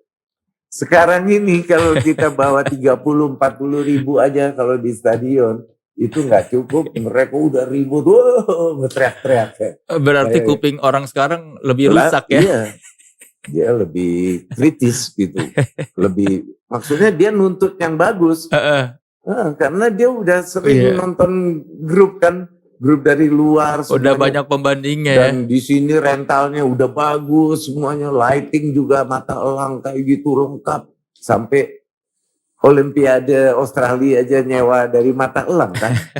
lasernya apa semuanya. Ya, karena udah lengkap bener. Dan perkembangannya tuh pesat banget waktu itu. Berarti waktu itu nggak jadi balik lagi ke Belanda karena tiba-tiba God bless jalan ya? Ya, Ludwig aja yang pulang. Karena dia udah 3 kali perpanjang. 3 kali perpanjangan, setelah 3 kali itu dia harus ambil dari luar kan. Dia harus ke Singapura. Akhirnya dia udah repot. Untuk mengajukan sisa lagi, minta sisa lagi. Dia nggak boleh perpanjang terus menerus. Nah setelah ya dia kira-kira sekitar 6-7 bulan lah, kurang lebih. Berarti sebenarnya dari awal tuh kepergian Om Iye ke Belanda tuh karena G30S ya? Awalnya itu. Ya, merasa tidak nyaman, tidak tenang gitu orang tua. Iya. Yang ditakutin apa? Yang ditakutin karena waktu itu kita tinggal di Tebet, ya. Itu banyak sekali yang bunuhan di situ. Oh, yang dituduh PKI. Iya, dituduh PKI. Tapi orang tua di sini kan tetap maksudnya. Orang tua di sini. Yang berangkat Om Iye doang gitu. Saya sama ada kawan saya anak Surabaya itu. Tapi Om Iye nggak khawatir meninggalkan orang tua di Jakarta dengan kondisi yang seperti itu yang di Tebet banyak kejadian. Ya, kalau orang tua sih masih lebih aman karena bisa di rumah terus. Nah, kita kalau yang sekolah, yang main, anak-anak ini kan nggak bisa di rumah terus gitu. Iya, nah, itu yang dikhawatirin. Itu yang dikhawatirin kalau sampai terjadi yang nggak diinginkan gitu ya. Sementara saudara-saudara saya kan perempuan semuanya. Katanya waktu di Percik pernah kena pecahan granat? Iya. Dari mana granat dari mana? Ya granat. Teroris. Kalau sekarang istilahnya teroris itu ya. Ya kan Bung Karno kan sempat digranat waktu itu. Perguruan Cikini bikin bazar. Ya kan anak-anaknya Bung Karno dari mulai Masto, Guntur, Megawati, terus Sukmawati, sampai guru, semua kan sekolahnya di Percik. Waktu itu saya satu living sama Mbak Mega. Ya. Belum jadi presiden itu, saya masih panggil Mbak Mega. Kalau udah jadi presiden saya panggil Bu. Padahal seangkatan. Iya. Iya, itu. Bung Karno tuh saya berdiri di sebelah mobilnya Bung Karno. Setelah bazar, Bung Karno mau keluar, mau pulang. Ada ajudannya buka pintu. Nah, antara Bung Karno sama saya itu di situ saya lihat kayak kilat gitu. Saya pikir tadinya blitz itu. Saya pikir ada foto atau apa ya, nggak tahu, semua teriak-teriak, tiarap-tiarap. Jadi ajudan-ajudannya ya, karena kayak pengawal presiden, semuanya suruh kita semua tiarap gitu. Saya nggak berasa, nggak tahu kalau kena, karena habis hujan juga agak-agak basah gitu. Saya disuruh tiarap itu saya tiarap, tapi saya lihat tuh waktu itu entah Bung Karnonya sih sama sekali nggak kena, tapi ajudannya kayaknya kemungkinannya nggak kena. Sama waktu itu saya disuruh masuk ke jeep sama ya nggak tahu, mungkin tentara juga ya, Cakrawirawa waktu itu apa yang mengawalin Bung Karno. Dipaksa saya bilang saya nggak mau. Saya bilang, ikut naik masukin jeep sama beberapa anak yang lain. Kelas berapa sih? Saya kelas 5. Kelas 5. Kelas 4 atau kelas 5 masih. Dibawa ke jeep terus? Dibawa ke RSCM. Oh, karena tentaranya ngelihat kali ya korban. Iya, dia lihat karena saya masih pakai celana pendek kan SD. Kalau yang anak-anak SMA gitu masih mending, masih bisa pakai celana panjang gitu. Saya pakai celana pendek, jadi dia lihat ada darah makanya dipaksa masuk, mau dibawa. Mau dibawa semuanya, langsung dilarikan ke RSCM Nah di belakang di jeep itu saya duduk, anak-anak ada tiga empat orang itu. Saya lihat ada darah sini. Ya udah dibawa, terus kebetulan ibu saya lagi dirawat di situ juga, tapi paman saya udah keduluan, langsung dia dengar Cikini di granat, dia langsung cari apa? Cari berita, artinya dia pasti ini dibawanya ke rumah sakit RSCM, ya, Cipto Mangunkusumo waktu itu.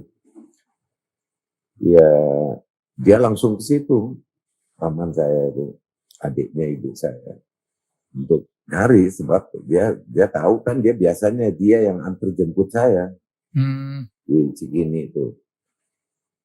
Itu juga dia udah dekat, nggak jauh dari saya tinggal di Bayoran waktu itu di Blok M.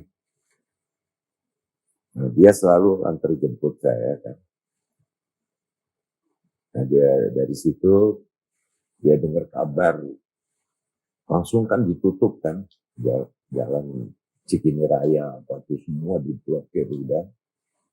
Dia nggak bisa itu, dikasih tahu mau ada penggranatan apa. Dia langsung ke RSCM cari tahu, udah rame, udah kayak pasar itu di rumah sakit. Bung Karno-nya malah nggak kenapa-napa ya? Bung Karno-nya malah nggak kegores sedikit pun. Ajudannya kayaknya ada yang kena, terus ada beberapa anak sekolah juga perempuan di Cikini yang buta mukanya kena, itu ada yang meninggal satu. Padahal itu granatnya dilempar di dekat Bung Karno gitu. Saya nggak tahu jatuhnya di mana, saya nggak jelas, saya cuma dengar kilat, terus duar gitu aja bunyi. Saya pikir tadinya blitz atau apa gitu, nggak taunya begitu beledar gitu, terus saya langsung pada ribut tiarap. Saya ditarik kemana. Masih ada bekas lukanya, Om? Ya sedikit sih. Oh, ada. Bukan yang luka panjang itu? Enggak. Dia sedikit aja masih ada sisa apa. Dan dia nggak sempat dioperasi, jadi artinya dibersihin aja, dikeluarkan, nggak tahu di apa gitu ya. Saya nggak nginep, malah tetap paman saya tuh mau saya pulang gitu, suruh dibersihkan apa gitu. Kayak gimana, Boleh lihat Om? Hah? Apa lukanya? Apa perlu? Ya nggak jelas sih. Oh nggak jelas. Nggak terlalu jelas. Oh kirain ada sedikit cacat gitu di betis. Kayak bekas cacar gitu. Ya kira-kira Coba kamera ini mungkin Om kasih lihat Om.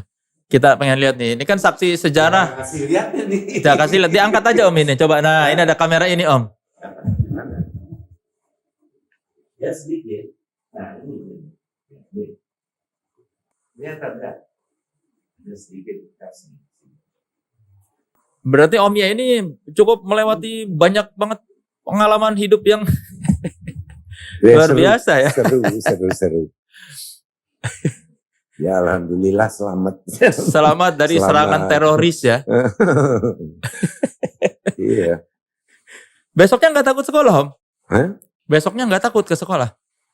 Oh nggak besoknya. Sempat ditutup sekolah. Oh sempat ditutup. Libur. Saya juga masih berobat di rumah tuh kira-kira sekitar 2 minggu atau 3 minggu seingat saya. Baru saya bisa turun dari tempat tidur. Karena dipaksa dokter juga harus dipakai jalan. Dan waktu dipakai saya baru turun pertama kalinya itu, beberapa hari itu kayak kaki saya kayak kesetrum kalau jalan. Oh, gitu. Ngilu gitu entah ya? sarafnya, entah apanya ya.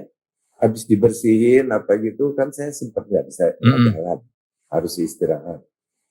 Nah setelah itu beberapa minggu, 2 minggu apa gitu, baru mulai harus pakai jalan yang ini. Saya pakai bisa jalan, tapi kayak setrum. sampai setahun 2 tahun setelah itu kalau saya kepentok meja atau kursi Sakit. apa gitu, bukan nyetrum, bukan sakitnya, Nyetrum gitu ya. iya, kayak gitu. Jadi kalau kepentok aja, Heeh. ya sampai berapa tahun gitu mulai hilang tuh. Jadi kayak misalnya main basket, kan saya main basket juga di Cikini dulu.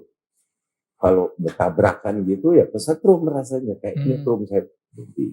Padahal si granatnya udah diambil ya serpihan Iya, itu. nggak tahu granat, nggak tahu pecahan apa gitu yang mungkin hancurin masuk ke tulang betis ini. Iya. Itu yang bikin cukup lama juga hilangnya tuh. Tapi setelah 2-3 minggu itu saya udah bisa jalan. Cuman setiap kali jalan tuh kadang-kadang berasa gitu, nyetrum. Aneh. Alhamdulillah. Segala macam ya ini Om Ye ini selamat dari serangan teroris, main film dari kecil. Terus sempat jadi model juga kan, model celana jeans. Itu gimana tuh? Itu gimana ceritanya? Ya diajakin sama adik saya juga waktu itu, ya kan sempat foto gitu. Ini ada yang mau ini ya, mau promosiin produknya gitu, jeans ya. Iya. Ya udah foto, dapat uang jajan. Berapa tuh uang jajannya Om? Waduh, berapa ya dulu sih? Ya paling nggak habis buat semalaman ke Pecenongan gitu habis. Habis buat ngapain itu? Buat jajan aja. Ini kan saya punya tote bag nih Om. Ya, tolong nyanyiin tolong ditanda tangan Om. Tapi sebelumnya saya pengen dengar Om Ye nyanyi satu lagu bahasa Belanda yang kita nggak tahu lah apa. Lagu apa aja yang Om? Saya nggak ada yang apa bahasa Belanda. Ya itu yang saya bilang ya, ikau van nasi goreng. Oke, ini kan ada tote bag Om buat nanti dibagiin ke teman sekelas. Saya minta tolong tanda tangan Om ini. Tanda tangan buat di setengah Om. Di sini. Iya. Maaf. Tulisannya buat teman sekelas dari Ahmad Albar. Buat teman sekelas. Ya, buat teman sekelas.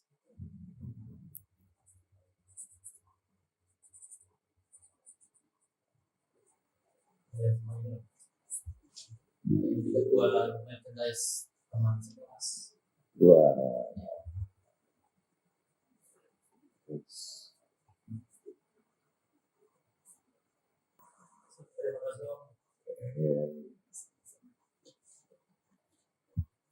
Teman sekelas ini ada merchandise buat teman sekelas tanda tangani oleh Om Ahmad Albar.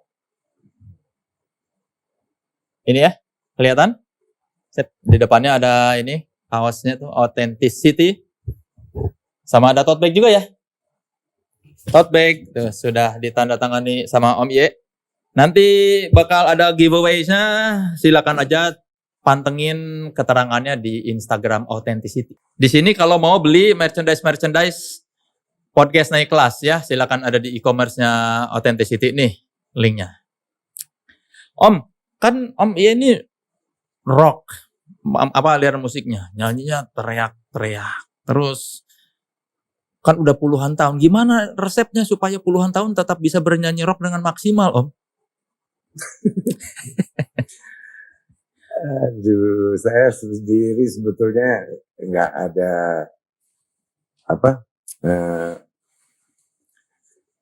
yang segala macam, maksudnya saya makan sambal ya segala ya bebas aja saya.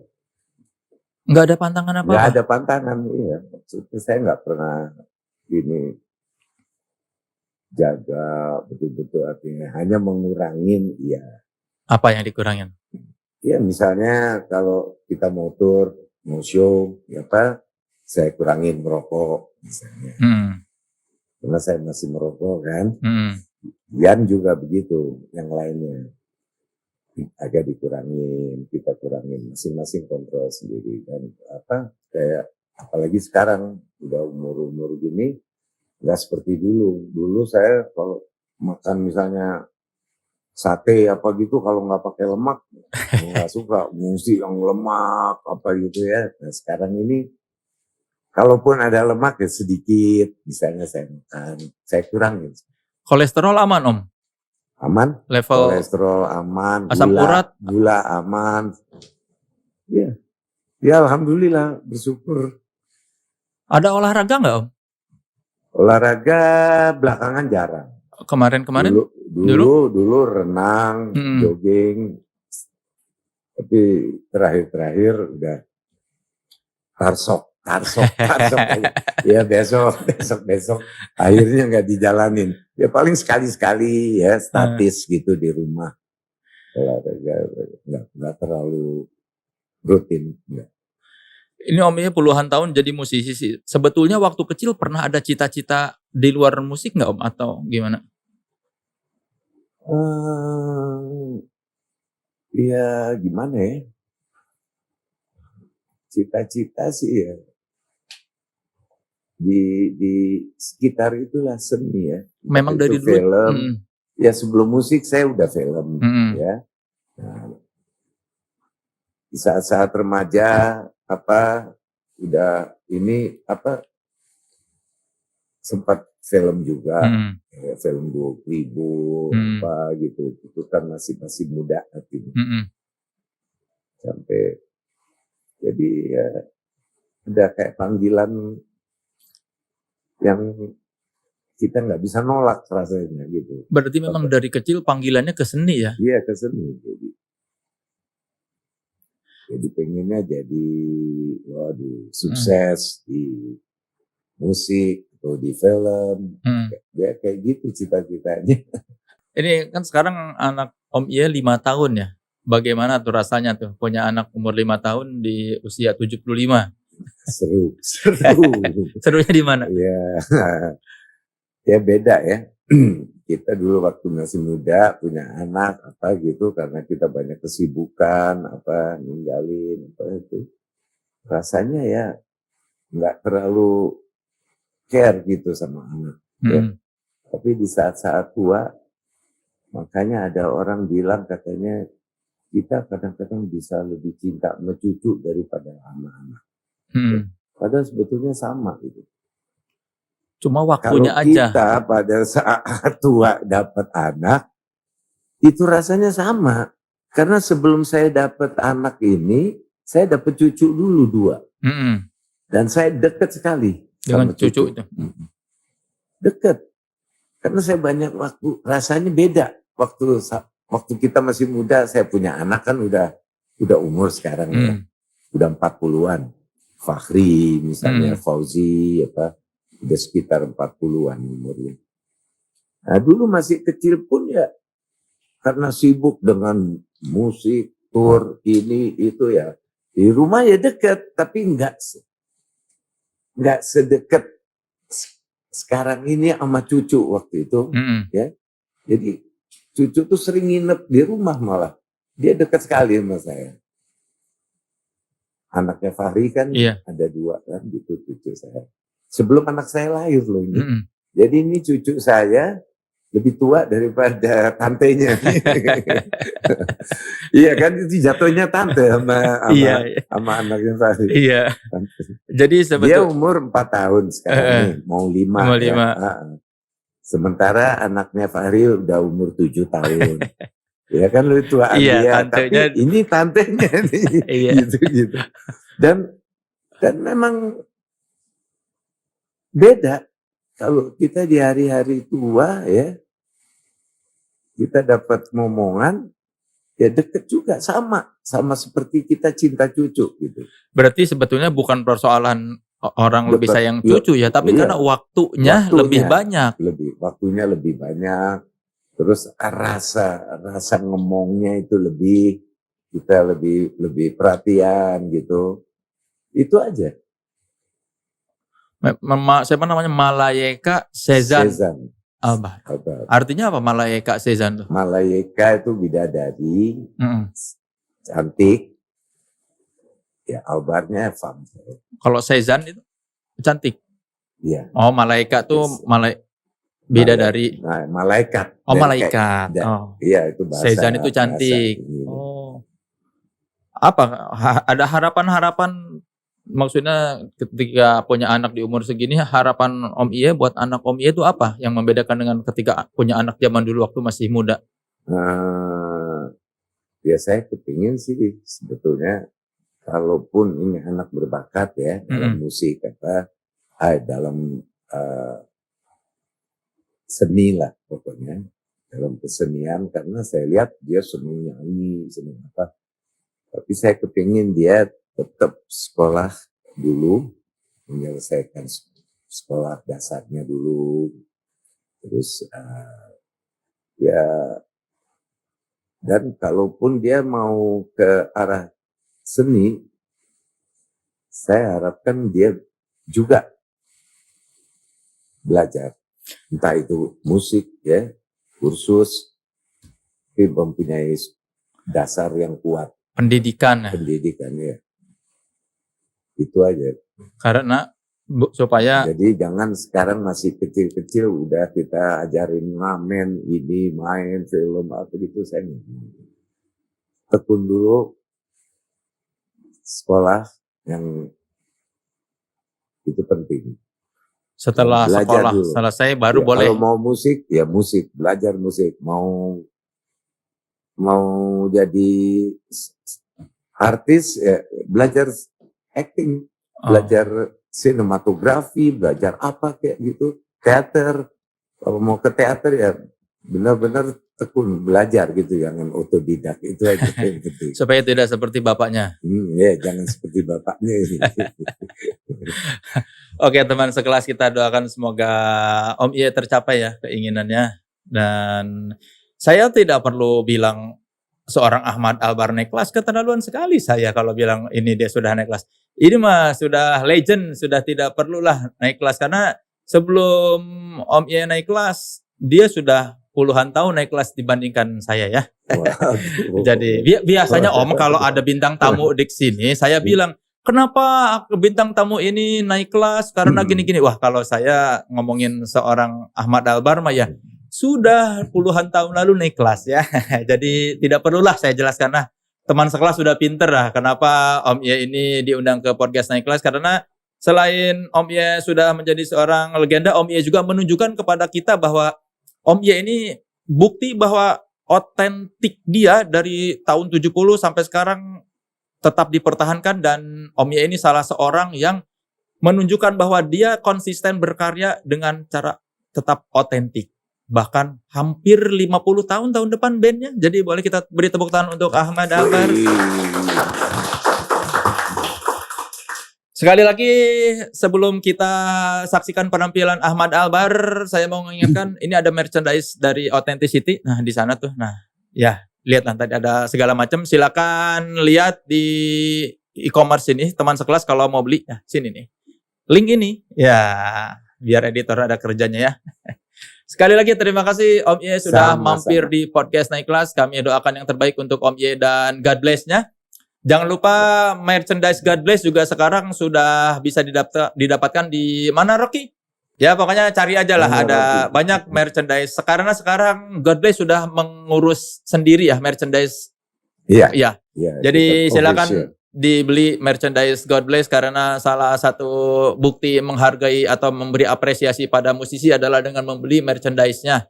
Selain menonton konsernya dan membeli karya-karya rekamannya. Sekali lagi terima kasih teman sekelas sudah menyaksikan podcast Naik Kelas. Jangan lupa saksikan podcast Naik Kelas di kanal YouTube Authenticity. Minggu depan dengan bintang tamu yang juga tidak kalah seru.